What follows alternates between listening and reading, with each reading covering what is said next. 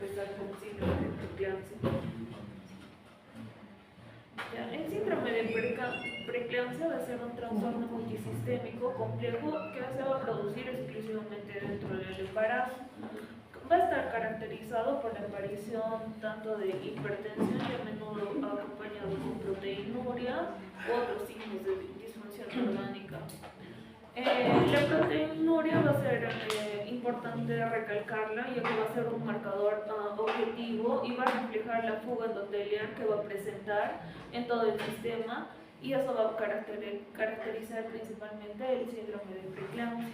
Pero en algunos pacientes ni la proteinuria puede estar manifestada por ciertas restricciones, tanto en el crecimiento fetal como van a ser características.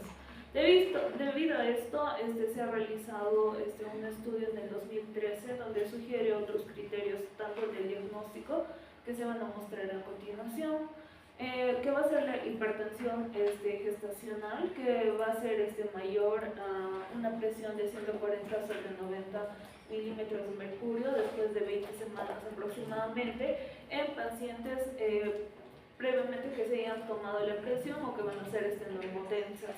Y la preeclampsia por hipertensión, además de una proteinuria mayor a 300 miligramos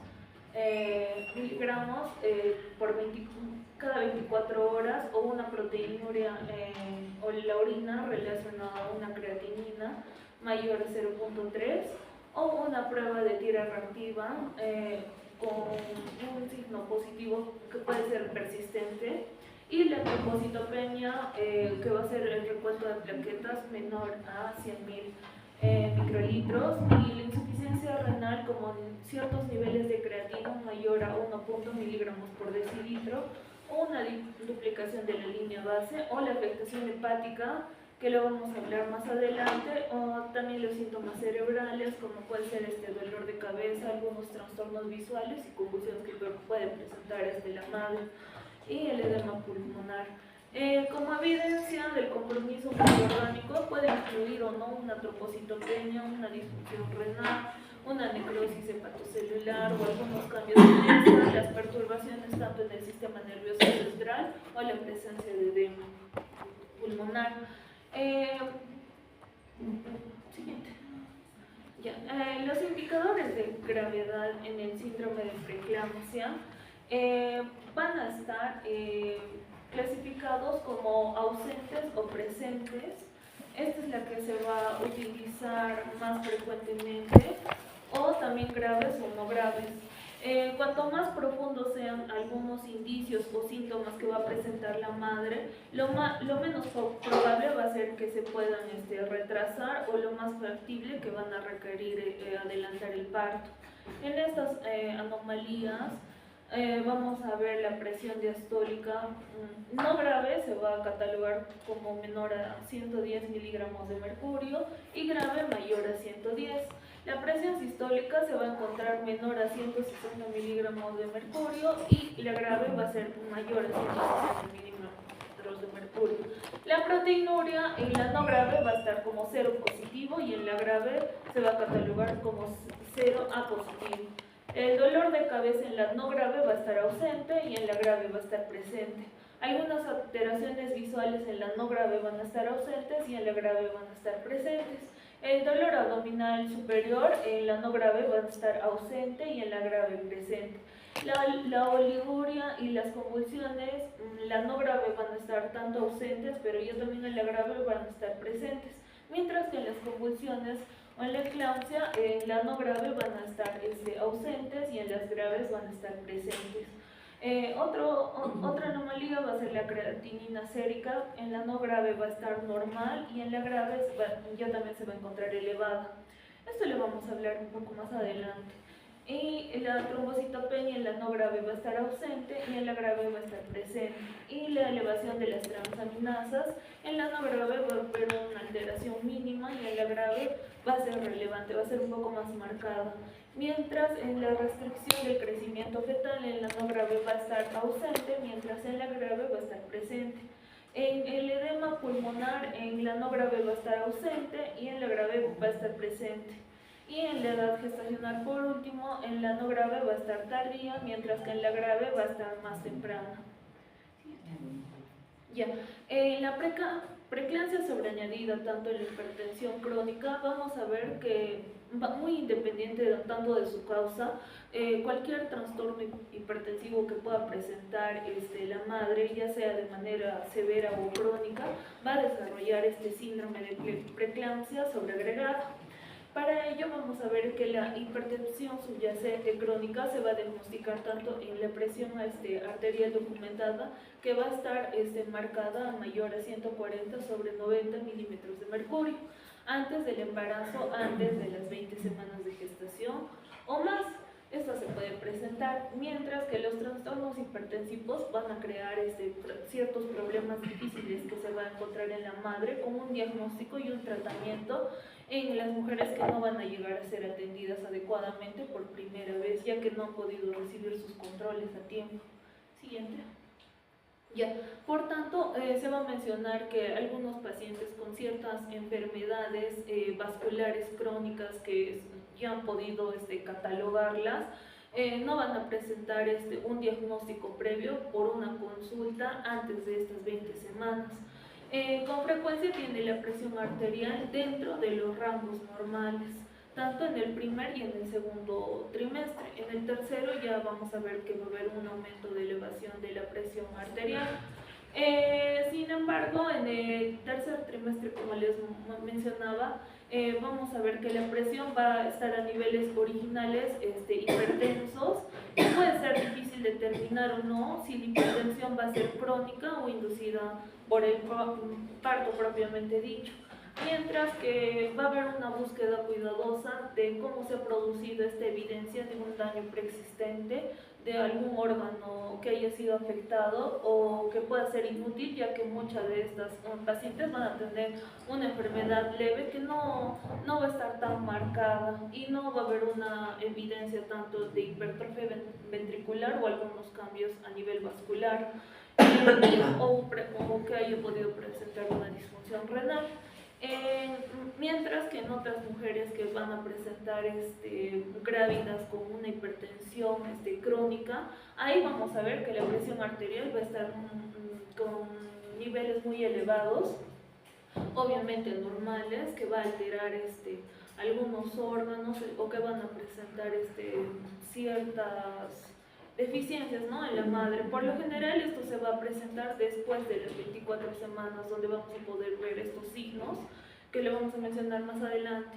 Y vamos a ver que la hipertensión inicial, tanto al inicio de la aparición de esta, puede empeorar o no, y se va a acompañar tanto de una proteinuria con un comienzo reciente, con ciertos otros hallazgos que se van a acompañar, que le vamos a mencionar en el siguiente diapositiva.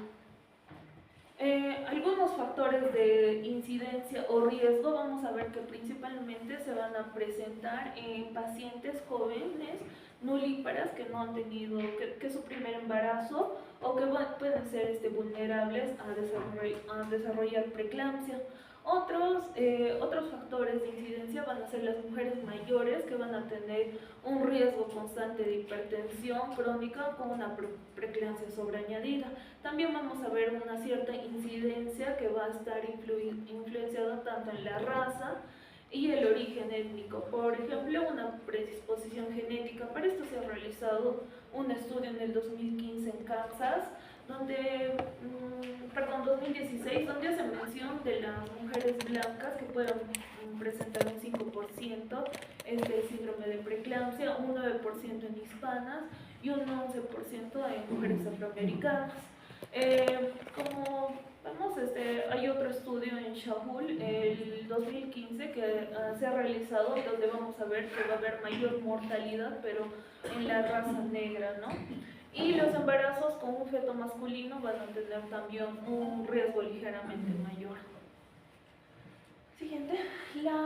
Respecto a la etiopatología, vamos a ver que va a haber una teoría relativamente satisfactoria de cómo se va a producir esta preeclampsia, tanto en las observaciones, que es más probable que desarrollen algunos trastornos hipertensivos gestacionales, con algunas características que va a presentar la madre inicialmente.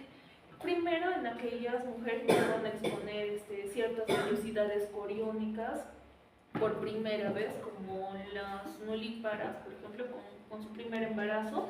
Otras van a ser expuestas a una superabundancia tanto en vellosidades coriónicas como en mamás que van a tener gemelos o una molidatiforme, o las que tienen alguna afección preexistente asociada tanto a los activos o a la inflamación celular o a una alteración endotelial, como la diabetes, la obesidad, algunas enfermedades o trastornos cardiovasculares, algunos trastornos inmunológicos y las influencias hereditarias. Y aquellas que van a estar genéticamente predispuestas durante el embarazo, ¿no? Que pueden presentar esta alteración o este síndrome. Siguiente. Respecto a la expresión fenotípica del síndrome de preeclampsia, acá vamos a ver que van a tener un espectro clínico que puede presentarse igual en todas las mujeres. Acá, pero vamos a ver dos subtipos principales según la remodelación de las arteriolas espirales uterinas, que pueden estar defectuosas o normales. En las defectuosas van a haber generalmente una hipoxia placentaria, y ahí es donde se va a presentar el síndrome de preeclampsia, mientras que en la normal la enfermedad puede originarte de otras causas maternas. Y a esta se le va a conocer como la teoría de dos etapas, que se puede dar en la etapa 1 y la etapa 2. En la etapa 1 vamos a ver algunos problemas placentarios, como la remodelación o invasión trofoblástica normal, y la etapa 2 que va a ser la respuesta materna a una inflamación ya también sistémica o un daño endotelial. Y en realidad vamos a ver que la enfermedad se va a comportar de manera continua con diferentes grados de severidad, como he mostrado antes en la tabla, y algunas manifestaciones. Siguiente. Ya, respecto a su etiología principal, acá vamos a ver 4 puntos importantes, que va a ser la invasión trofoblástica normal y los factores inmunológicos. En la invasión trofoblástica normal vamos a ver que la placenta no va a invadir en su totalidad a las arterias espirales. Eso que va a producir un menor flujo, una hipoxia y una liberación de ciertos factores dañinos que van a afectar a la madre. Más frecuente se va a presentar en una preeclampsia temprana. Eso, ¿a qué se refiere? A menor a 34 semanas, o en otras literaturas se mencionan a menor a las 22 semanas. También se va a observar ciertas lesiones de aterosis placentaria, como depósito de lípidos y necrosis, y algunos factores inmunológicos que vamos a ver, como pérdida de la tolerancia entre la madre y la placenta. La madre va a reaccionar en contra de los antígenos fetales y paternos. Los otros dos puntos va a ser la activación endotelial y los factores genéticos. En la activación endotelial vamos a ver que ya también la hipoxia placentaria va a liberar ciertos antígenos inflamatorios, y esto va a producir un daño endotelial materno, lo que va a predisponer a síndrome de preeclampsia, lo que así a su vez va a producir síndrome de estrés oxidativo al liberar radicales libres, y así se va a producir una lesión vascular endotelial sistémica. Esto va a producir ciertas consecuencias. La principal va a ser el vasoespasmo y la hipertensión. La segunda va a ser la proteinuria y el edema, y la tercera la trombocitopenia o algunos trastornos de coagulación. Respecto a los factores genéticos, acá vamos a ver que pueden ser poligenética o multifactorial, como les mencioné desde un inicio, ya que va a aumentar ciertos riesgos de familiares de primer grado asociados a la madre, hermanas o personas que ya han tenido gemelos. Aquí van a intervenir tanto los genes maternos, paternos y fetales, y así se va a producir una alteración metabólica, tanto inflamatoria. Y así las influencias étnicas, como mayor riesgo, como les mencioné antes, se va a producir en mayor riesgo en razas en la raza negra o afrodescendientes, y una menor incidencia en mujeres latinas, ¿no? Con una posible mezcla genética protectora. Y no existe un solo gen responsable que se va a añadir en esta, sino que va a ser una interacción genética que se va a producir la parte genética y ambiental compleja. Siguiente, por favor. Respecto a la patogénesis de cómo se va a producir tanto el vasoespasmo, acá va a ser propuesto por Volhard, en 1918, que dice que la activación endotelial sistémica va a producir este vasoespasmo. Asimismo, esto va a producir un aumento de resistencia vascular y se va a producir la hipertensión o el síndrome de preeclampsia. También en otras causas puede haber una lesión o un daño endotelial a nivel sistémico, lo que va a producir una fuga de líquidos, y asimismo se va a producir un edema o una hipovolemia, lo que va a presentar como una clínica asociada dentro del síndrome de preeclampsia. Y como consecuencia se va a producir una disminución tanto del flujo sanguíneo, y esto va a producir tanto una isquemia tisular, una necrosis, y va a dañar algún órgano terminal. Respecto a las lesiones endoteliales, ¿cómo se van a producir estas?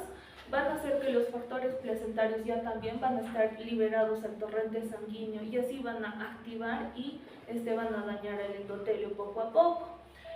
Respecto al endotelio normal, vamos a ver que se van a presentar ciertos anticoagulantes en la sangre y algunos vasodilatadores como el óxido nítrico, lo que va a producir daño endotelial. Y el endotelio lesionado ya se va a dar también por una disminución del óxido nítrico con un apoyo de algunas sustancias precoagulantes o precoagulatorias. Y la evidencia acá vamos a ver que va a haber cambios capilares, glomerulares, un aumento de permeabilidad capilar y marcadores de activación endotelial. Siguiente.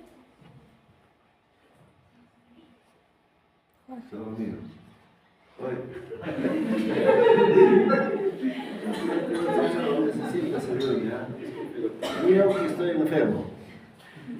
Okay. Respecto a la hipersensibilidad de los vasopresores, acá vamos a ver que se va a comportar de manera normal en el embarazo cuando es una refracción de los vasopresores, ¿no? Pero ya también en el síndrome de preeclampsia va a haber un aumento tanto de la norepinefrina y la angiotensina tipo 2. Esto va a producir un aumento ya también en la hipertensión, y los niveles de angiotensina tipo 2 pueden estar bajos, pero pueden estar con una sensibilidad ciertamente aumentada. Y respecto a las prostaglandinas o los vasoconstrictores, acá vamos a ver un desequilibrio tanto en la prostaciclina y el tromboxano, ¿no? Va a haber una alteración de esta. A menor prostaciclina va a haber menor dilatación, mientras que a mayor tromboxano va a haber una mayor vasoconstricción y una agregación plaquetaria que se va a producir en la mamá.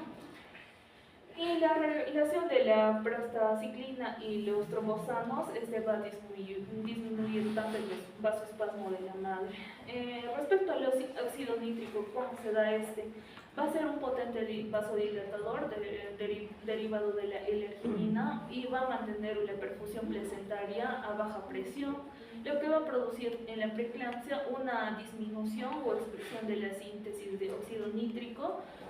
Esto a su vez va a producir una menor actividad vasodilatadora, y a su vez esto va a producir un aumento de la presión arterial. Respecto a la fisiopatología de cómo se produce el síndrome de preeclampsia, va a haber cierta evidencia que va a comenzar tanto a niveles tempranos, en cierto tiempo del embarazo, con algunos cambios fisiopatológicos en la mamá, que pueden cobrar impulsos o no a lo largo de la gestación, con algunos síntomas asociados que finalmente se van a volver con una clínica más evidente que lo va a producir. A menos que se supervise tanto el parto, estos cambios van a conducir tanto a la última instancia de la participación multiorgánica, tanto en un aspecto clínico que va desde los escasos resultados hasta un deterioro cataclísmico, ¿no? ¿A qué se refiere esto? A dar el término del embarazo. Como se discutió antes, se va a creer que estas consecuencias de la disfunción endotelial, el vasospasmo y el isquemia, cómo se han producido estas, ¿no? Y aunque muchas consecuencias maternas del síndrome de preeclampsia se van a describir por lo general en términos de sistemas de órganos individuales y con frecuencia múltiples que van a suponer o pueden estar asociados o no. Y acá vamos a ver algunos cambios que se van a producir en cada sistema. El principal va a ser el sistema cardiovascular, que va a estar relacionado con estos principales cambios. Primero va a haber mayor poscarga cardíaca causada por la hipertensión. La segunda va a ser una precarga cardíaca que se reduce por una expansión de volumen patológicamente y una disminución durante el embarazo, y que se va a incrementar tanto en algunas soluciones cristaloides o góticas. La tercera va a ser esta activación endotelial, que va a conducir tanto a la extravasación interendotelial tanto del líquido intravascular y en el espacio extracelular. Respecto a los cambios hemodinámicos y la función cardíaca, acá vamos a ver que algunos factores van a incluir tanto la gravedad de la preeclampsia, de la hipertensión y de la presencia de alguna enfermedad crónica subyacente que